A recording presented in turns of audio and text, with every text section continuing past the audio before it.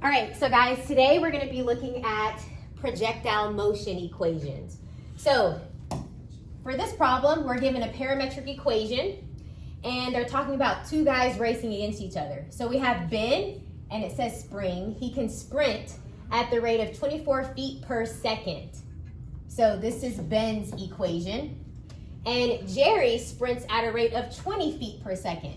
So this is Jerry's equation, okay? So if you guys were to make a graph of this, this is my X, this is my Y, and it looks like it's just telling us that Jerry is in lane 3, Ben is in lane 5, this is Jerry's lane, right here. Okay, so they're running in different lanes, those are their lanes, and this is the equation. This is how far along they are according to the time, okay? So we want to know who is ahead after 3 seconds. So we're going to plug in a 3 for time. So 20 times 3 is 60. So that stands for 60 feet. So that means Jerry is about 60 feet away after 3 seconds. Does that make sense? All right. And then Ben is in his lane. If you plug in a 3, 24 times 3 is 72 minus 10 is 62 feet. So Ben's slightly ahead at 62 feet. So the question is, who is ahead after 3 seconds and by how much? Ben is ahead by 2 feet. Does that make sense? All right, so we have a parametric equation where we have 3 different variables. We have time, X, and Y. Y just stays the same the entire time. They're running in lane 3, running in lane 5, okay?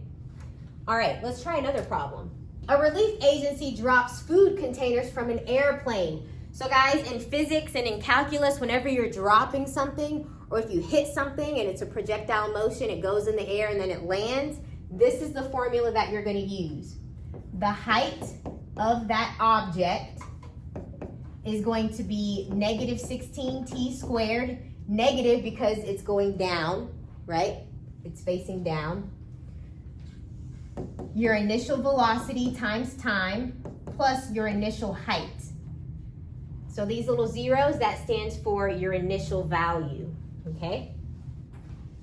So we're going to write an equation for this problem. We don't know the initial velocity, but, well, because it's just dropping, but your initial height is 1,000 feet. So your equation is negative 16t squared plus 1,000 feet. So that is your equation.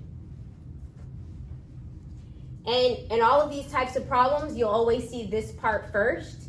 Negative 16, that stands for gravity, acceleration due to gravity in feet, okay? So the question wants to know, after 4 seconds of free fall, the parachute's open, how many feet above the ground are the food containers? So we're gonna plug in a 4 for time. So you're gonna type this into your calculator. After 4 seconds, how high are these food containers? Yep, 744 feet. Perfect. Okay, a baseball is hit straight up from a height of 5 feet with an initial velocity of 80 feet per second. So again, guys, this is projectile motion. It goes up in the air and then it lands. Notice this is like a quadratic. That's why the formula is negative 16t squared. It's a quadratic, and it's upside down. That's why there's a negative in the front. Your initial velocity times the time and the initial height. Okay, so that's the formula. So let's write an equation that models the height of the ball. So the height of the ball is negative 16t squared plus the initial velocity, which they told us was 80 feet. So this will be 80t plus the initial height, which they said was 5. So that is the equation that models the height of the ball. Now that we have an equation for height, you can type in anything for t. You can figure out how high the ball is after 4 seconds, 5 seconds, 1 second. We're gonna do 4 seconds. So we're gonna plug in a 4 for time.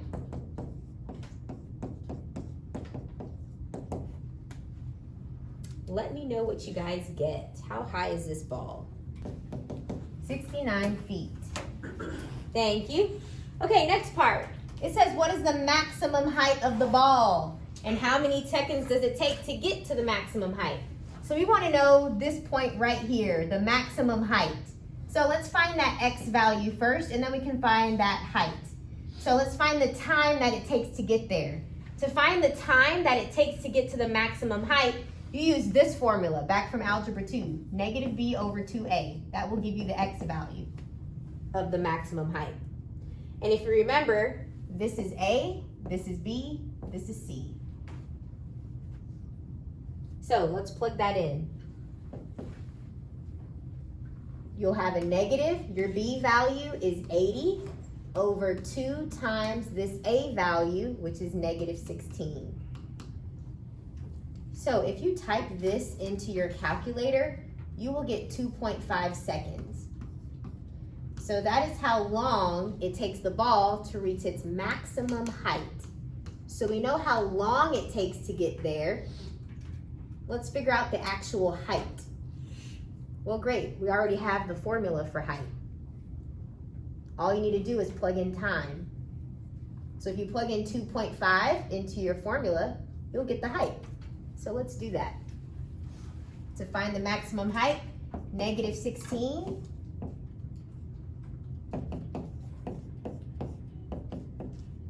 we're plugging in 2.5 seconds. All right, let me know what you get. Yep, 105, thank you. So in 2.5 seconds, the ball reaches 105 feet.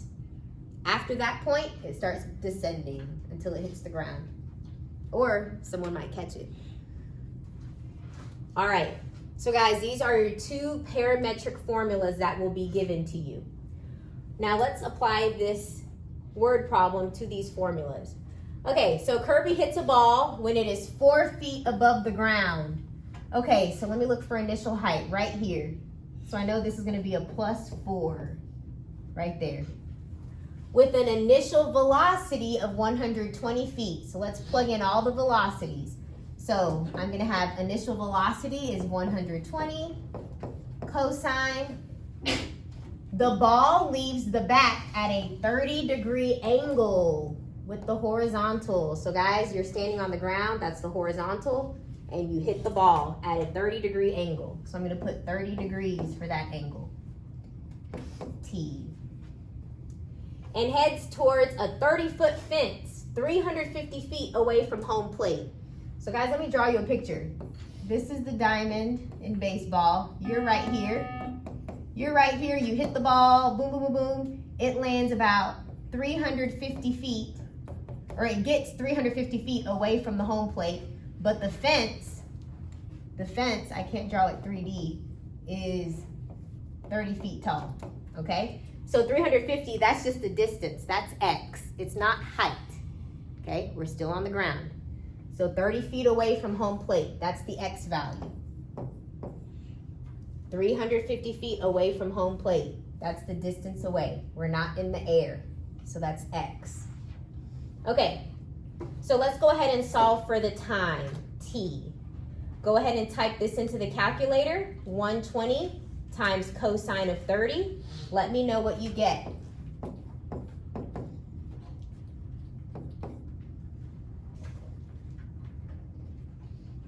You get about 100 something, low 100s. 103.9. 103.9 T. All right, now let's solve for T. Divide both sides by 103.9. 103.9. So time is equal to, that's going to be about 3 point something seconds. 3.36. 3.36. So guys, that's how much time it takes for the ball to get where it's going. Now we need to know whether he got a home run or not. We want to know, does it clear the fence? Okay, so let's figure out how high this ball went. Okay, so let's go ahead and plug in what we know. Y is equal to negative 16. We have our time. We'll plug that in.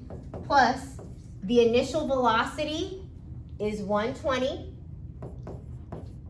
Sine of the angle, 30 degrees, times the time plus 4. Now let me plug in the time everywhere. We said the time was 3.36. So we'll plug that in. 3.36. Wherever it says T, you gotta plug that in. So guys, type this whole thing into your calculator, and that will tell us how high the ball is. 24.96. I'll take it. Okay, well guys, the fence is 30 feet tall. Did it pass the fence? No, so he did not get a home run. So the answer is no, he did not clear the fence. He missed it by about 5 feet, 5.04 feet. Any questions on this? And again, guys, these two formulas will be given to you. So all you need to do is just plug in what they gave you. So these two formulas are given. Initial velocity was 120. The horizontal distance was 350, and the angle was 30. So you just plug that in and solve for T, and we got 3.36. Plug 3.36 in for wherever you see time. Your initial velocity, again, that was given to you, 120. The angle, 30 degrees, was given to you, and the initial height, that was given to you. So all you had to do was plug everything in, and you get your answer, 24.96 feet.